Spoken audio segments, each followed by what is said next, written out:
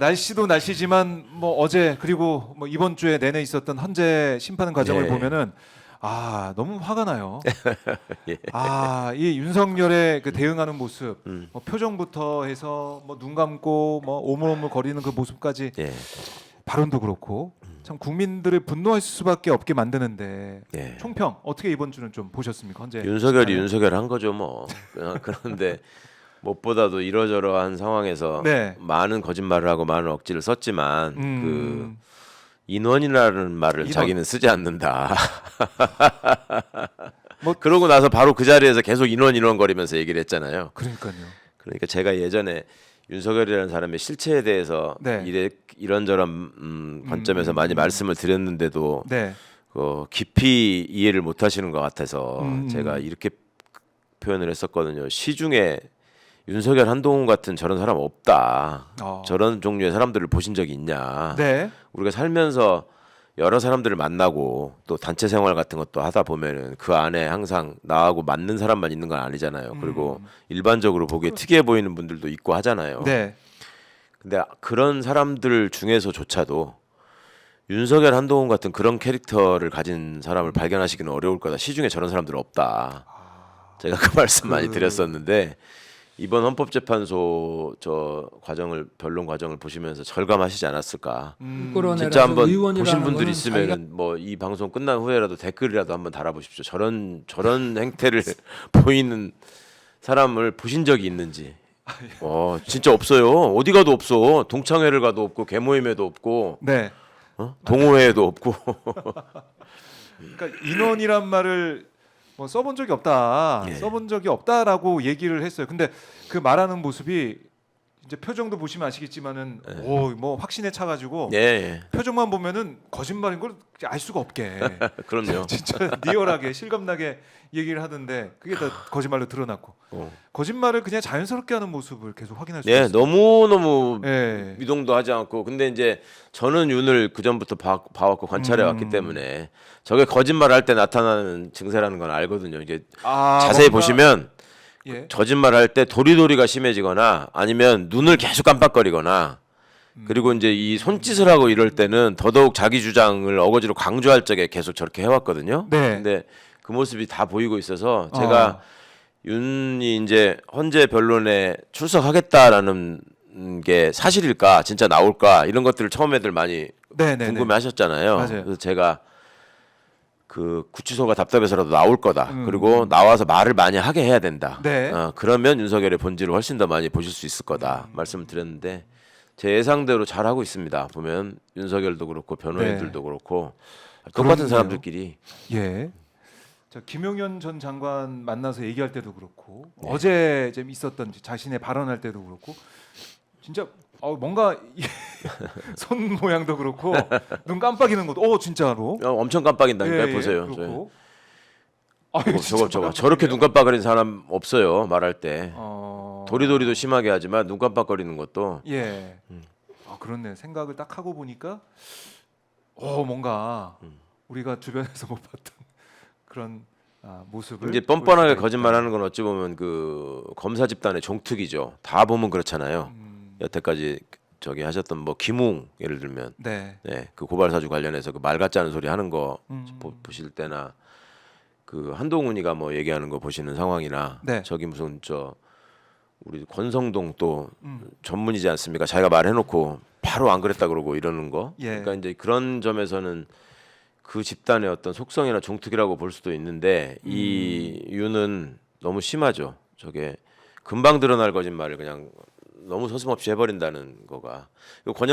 권성동만 하더라도 한 일주일 정도는 있다가 말 뒤집거든요. 근데 이 사람은 앉아가지고 바로 1시간도 안 돼서 몇 분 뒤에 나오잖아요. 뒤집고 막 그러잖아요. 그러니까요. 지금 1분 뭐 30초 안에 막 인원 얘기를 또 하고 막 그러니까 상당히 우리 국민들께서는 윤석열의 실체를 이번에 정말 잘 알 수 있게 됐다라는 거고 어제 보면은 이제 곽종근 이 전 사령관을 향해서 정영식 재판관도 뭐 혼란스럽게 그 워딩, 그 표현 단어 이걸 계속 바꾸는 걸 지적하기도 하고 또 김현태의 707 특수임무단장도 처음에 맨 처음 이 내란 사태 터진 다음에 기자회견할 때와 약간 좀 뉘앙스나 좀 입장이 좀 다른 것처럼 보이게 하는 발언도 증언도 좀 있었고 그래서 국민들이 볼 때는 이거 좀 이 증언을 거치면서 조금씩 뭔가 좀 달라지는 게 아닌가라는 의심 또 예. 걱정하실 예. 수가 있는데 어떻게 보시죠? 글쎄요, 생각보다 걱정을 많이 하시더라고요. 네. 저런 식으로 하면 예를 들면 뭐 정영식 재판관이 음. 홍장원 차장한테 지나치게 따지듯이 추궁한 거 아니냐부터 시작하셔가지고 네. 뭐 저런 식으로 저렇게 말 만들어서 말 맞춰가지고 나오면 음. 소위 윤석열 편들고 싶어서 죽겠는 헌법재판관 입장에서는 그런 걸로 핑계를 삼아서 네. 뭐 파면 안 하고 헌법소원 탄핵 청구를 기각하는 거 아니냐라는 걱정들을 하시는 것 같아요. 근데 그럴 걱정은 안 하셔도 될 것 같고요. 네. 사실은 그 걱정하시는 이유는 있죠. 그동안에 너무 어이없는 일들, 그다음에 이제 법꾸라지 같은 모습, 법비들의 모습을 너무 많이 보시다 보니까 네. 너무나 당연하고 상식적인 일들이 그냥 다 무너지고 그걸 다 부정하는 상황들을 보시니까 저 사람들이 무슨 짓을 할 줄 어떻게 알아 뭐 이런 불안감이 있으신 것 같은데 네. 그렇다 해도 어느 정도지 헌법재판관도 사람입니다. 보통 사람들이 볼 때도 아니 그냥 저 인원 발언 예 하나만 보시더라도 저거를 어떻게 방어를 하죠? 그러니까 인원이라는 말을 안 쓴 거는 네. 이유가 뭡니까? 자기가 끌어내라는 말을 안 했다라고 안 하기 했다는 위해서 얘기. 지금 지어낸 거짓말이잖아요. 난 인원이란 말 써본 적이 없는데 왜 그런 얘기를 하지? 그렇죠. 인원 예. 끌어내라는 얘기를 왜 합니까? 라는 예. 거짓말이라는 얘기를 하기 위해서 예. 한 거기서 게다가 이제 변호인들이 또 그걸 보강하고 네. 군인이나 쓰는 말이지 그걸 대통령이 썼다고 그걸 말을 지어내느냐 뭐 이런 식으로까지 얘기를 했는데 네. 근데 본인 스스로가 그냥 인원 거리면서 딱 자기가 맨날 일본- 그런 말 쓰는 사람이라는 네. 거를 1분 15초 만에 들통났습니다. 스스로 입증을 해버리니까 예. 그거를 입장을 바꿔서 제가 만약에 윤석열의 파면을 어떻게든 저지하고 싶은 헌법재판관이라도 할지라도 그 장면을 온 국민이 봤다는 걸 함께 봤단 말이에요. 그럼 헌법재판관도 사람이에요. 앵간해야지 어떻게 방어를 해주죠. 예.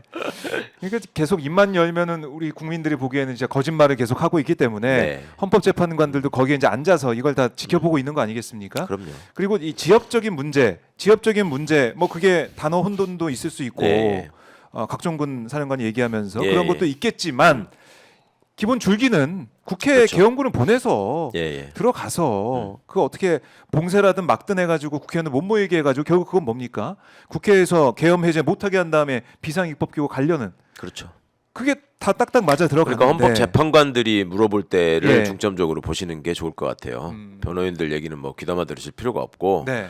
그 양측 변호인들 얘기를 듣고 나서 그러니까 이제 특히 윤석열 측 변호인 얘기들은 그냥 뭐 재미삼아 보시려면 몰라도 그 험한 뻗치시니까 굳이 보실 필요 없고 예. 헌법재판관들이 뭘 물어보는지를 계속 보시면 다들 정영식 김영두 재판관조차도 다들 그 국회에 군이 진입한 사실 자체를 전제로 해서 네.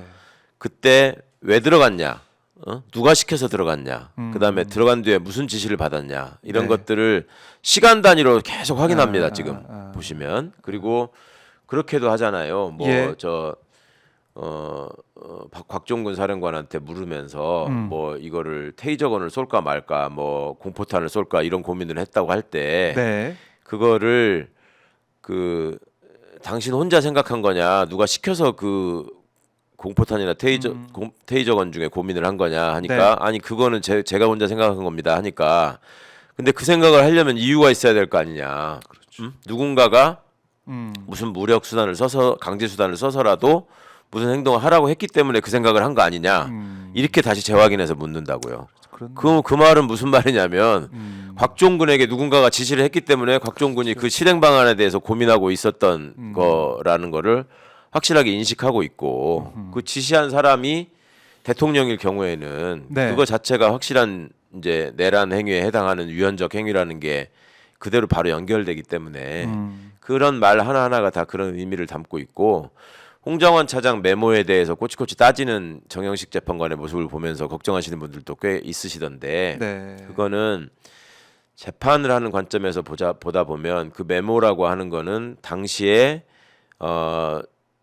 정치인이나 기타 요인들을 해코지하려고 했던 아주 그 위험하고도 명백한 범죄 상황이잖아요.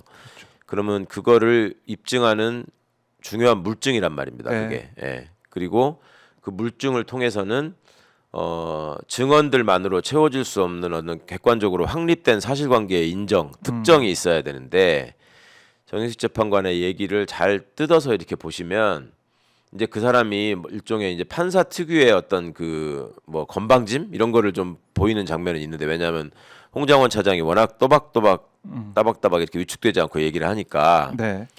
이제 좀 권위적인 성격의 법관들은 아니 지금 네가 감히 나한테 이렇게 매번 따박따박 이렇게 뭐 말 대답해? 뭐 이런 식의 네. 생각을 인간적으로 그냥 해서 조금 모양새가 좀 그렇게 보였을 수는 있는데, 그 내용을 보시면 국정원이 그러니까 체포를 하려고 했던 주역이 방첩사냐, 방첩사 더하기 국정원이냐, 아니면 방첩사 더하기 경찰 더하기 국정원이냐. 네. 이게 되게 중요한 부분이에요. 국가기관이 몇 개가 동원됐는가, 그리고 각 기관이 무슨 역할을 하려고 했는가, 이런 것들은 윤회 위험 유법 사실을 정리하는 데 있어서 중요한 사실관계이기 때문에 네. 그거를 확인하는 모습으로도 충분히 이해할 수 있습니다. 그러니까 이제 거기다가 왜 검거라고 쓰지, 검거 지원이라고 쓰지 검거라고 썼냐, 이런 것들이 그냥 말꼬리 잡고 시비 거는 것처럼 들리셨을 수 있겠으나, 그렇게 느끼시던데. 검거하고 검거 지원은 좀 다른 거죠. 그러니까 네. 검거라고 하면은 국정원이 권한도 없는데 불법적인 일을 하려고 직접 전면에 나서는 거고, 그 검거 지원이라고 하는 거는 방첩사가 주역이고 방첩사가 다 하는 건데 네. 국정원은 위치 파악만 해주는 거고, 이런 뭐 좀 차이가 있잖아요. 그리고 위치 파악은 누가 하는 거냐, 할 수 있냐, 이런 것도 물어보잖아요. 그럼 국정원이 그냥 마구잡이로 위치 파악하면 그것도 불법성 여부를 따져봐야 되는 거고, 그 국정원이 그런 불법적인 행위를 했다면 그건 누구 지시 때문에 한 거냐를 또 따져보는 것이고, 네. 그 국정원이 혼자서 할 수 없고, 홍장원 차장이 얘기하잖아요. 다른 기관하고 협조하고 뭐 경찰, 소방, 예를 들면 통신사 이런 데도 협조를 해줘야 될 거 아니에요. 그렇죠.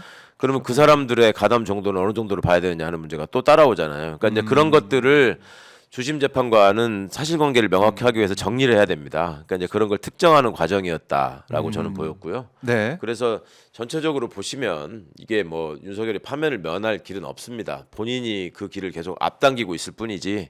예. 앞당기고 있고, 그러니까 이게 어떻게 보면 하나하나 꼬치꼬치 자세하게 상황을 확인해서 네. 그게 상황을 확인하면서 뭔가 큰 줄기가 바뀐다라고 우려할 수가 있는데 네. 절대 그렇지 않고, 그러니까 그런 느낌을 네, 그런 느낌 받을 수 있죠, 당연히. 그러니까 그런 의지를 갖고 네. 그 사람들이 물어보려면 그렇게 물어보면 안 되는 거죠. 어. 그러니까 그러니까 대통령하고 통화를 했다는 거예요, 안 했다는 거예요. 그리고 직접 듣지도 않은 얘기를 그러면 왜 자꾸 메모를 하고 뭐 한 것처럼 얘기하는 거예요. 그리고 여인영은 그런 적이 없다는데 왜 당신이 혼자서 이러는 거예요. 그리고 뭐 보좌관들한테 가서 정서를 하라고 했다는 것도, 네. 아니 처음 했을 때 잘 쓰지 뭘 다시 정서해요. 그건 당신 머릿속에 있는 거를 지금 적어가지고 뭐 이렇게 하려고 한 거 아니에요. 이런 식의 질문을 할 수 있지. 근데 그런 게 전혀 아니잖아요. 그렇네요. 자, 오늘 지금 최강욱 전 의원의 말씀을 듣고 아마 많은 분들이 좀 더 안심을 할 수 있지 않을까 네. 생각도 드는데, 매번 말씀드리지만 네, 매번 매주 금요일, 화요일, 목요일 지금 현재 변론이 진행되고 있기 때문에 그 저한테 화요일, 뭐 목요일 다 본 이렇게 다음에 정리해 주시는 겁니다. 좀 안심하고 진정하시라고 설명을 드리면은 저거 나이브한 놈이다. 뭐 저게 어떤 사람인데 그럴 것 같으냐라고 말씀하시는데, 네. 제가 나이브할 수 없는 게 윤석열이가 파면이 되지 않고 돌아오면 네. 저는 곧바로 2차 계엄 선포되고 죽을지도 모르는 사람이에요. 이거 보시는 시민분들은 저만큼 위험하시지는 않으실 거예요, 그래도. 근데 제가 왜 나이브합니까?